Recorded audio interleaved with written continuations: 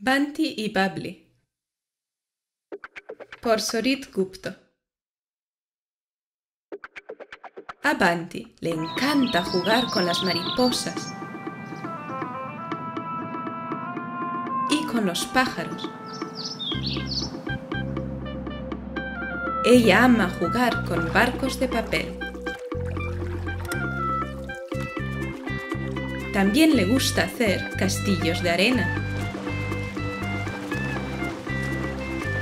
Cuando Banti vuelve a su casa, su madre le pide que se lave,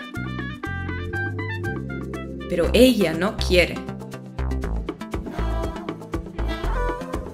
¡Odio los jabones!, grita.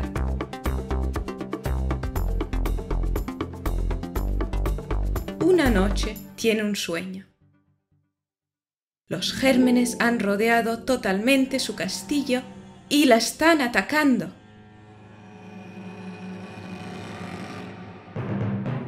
A Banti la persiguen los gérmenes.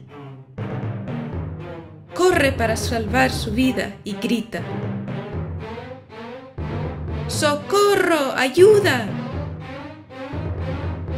De repente aparece el rey Jabón Burbuja. Banti, no temas, dice. Voy a defenderte de los gérmenes. El rey Jabón ordena su ejército de burbujas.